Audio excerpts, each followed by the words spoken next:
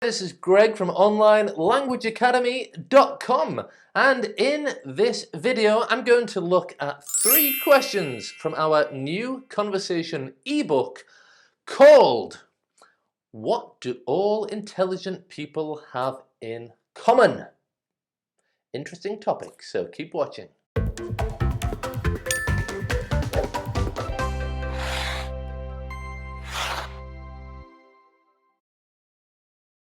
Okay, before I start, click the link in the description to download the free ebook of this conversation class.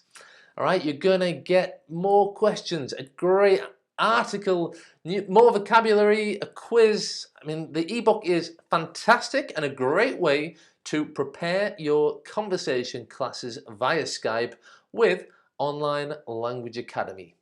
So it's free and the link is below. Right, let me start then with the questions. Also, stay until the end of the video because I'm going to explain a fantastic way for you to learn vocabulary in English. So I'll explain that at the end of the video. All right, question number 1.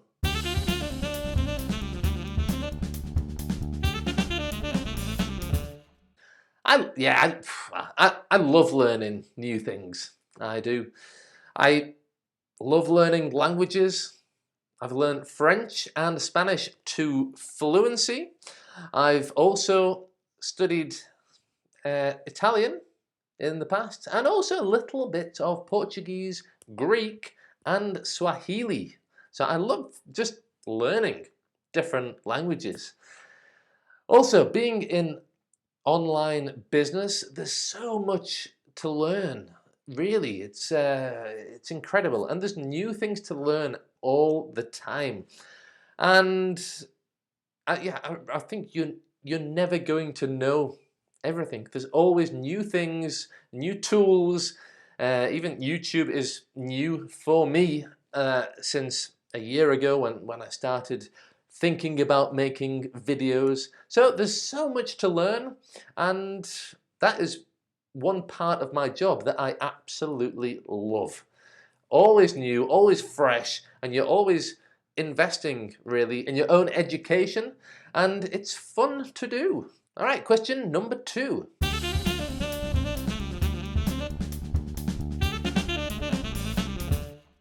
Okay, humility. If you are humble, is that a characteristic of smart people? I'm not sure. I don't think so. It's certainly a characteristic of nice people, in my opinion.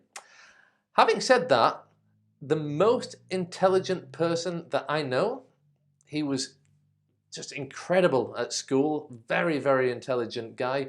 He now works in the city, which is like the financial district in London, and he earns a lot of money. And you would have no idea if you talked to him. He's so humble. He's so nice and just a down-to-earth, gentle, nice guy. You would have no idea that he has a very powerful job. He earns, you know, lots and lots and lots of money, and he's very, very, very intelligent. You wouldn't know. So I think it's important to be humble. But I don't think it's necessarily a characteristic of intelligent people. All right, question number 3.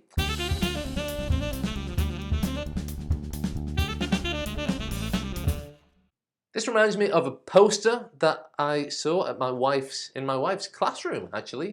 It's basically a poster that says, learn from other people's mistakes. You can't make them all yourself. And that's true. Yes, make mistakes yourself.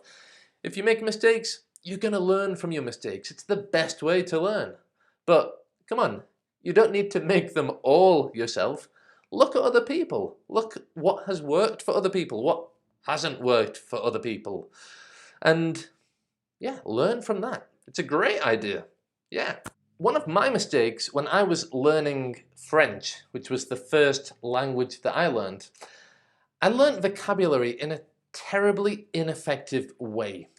First, in French, it's it's necessary to learn the gender of every word, and I never did. I learned the word, simply the word, but without the article, le or la. So I even now I speak French with a very high level, I'm still not always sure whether the word is masculine or feminine.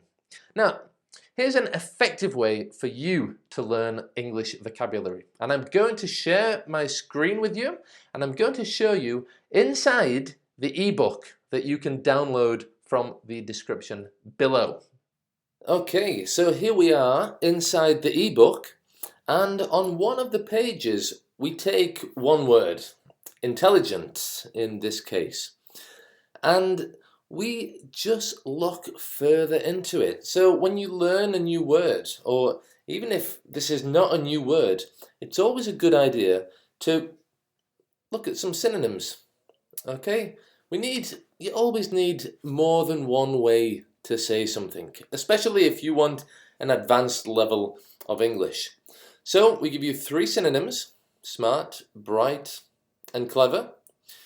Also 3 antonyms. What's the opposite of intelligent? Well, we have unintelligent, but also stupid or dumb. Expressions that we use to describe the opposite of intelligent. Collocations are often very key. We want to use this in a sentence or in an expression, and that's why we give you some collocations. Intelligent life, for example, is life on other planets. Intelligent conversation is something we often talk about, and we often talk about intelligent people. And perhaps the most important is the related words. So instead of just learning intelligent, the adjective, why not learn at the same time intellect, intelligence, the noun, and intellectual? Alright, so do that next time you learn a word in English, because you will start to see patterns. You'll start to imagine what a noun can look like if you know the adjective.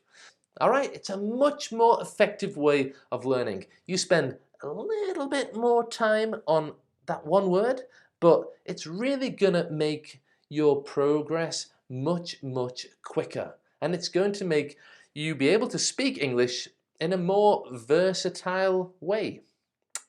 So, there you go. That's my vocabulary tip. They are my answers from this week's ebook. A reminder, you can download the ebook free from the link in the description below. And of course, you want to be able to use this in your conversation classes via Skype with Online Language Academy, and you can get a free trial class by clicking the link in the description too. Okie dokie. Thank you very much for watching, and I'll see you in the next video. Bye for now.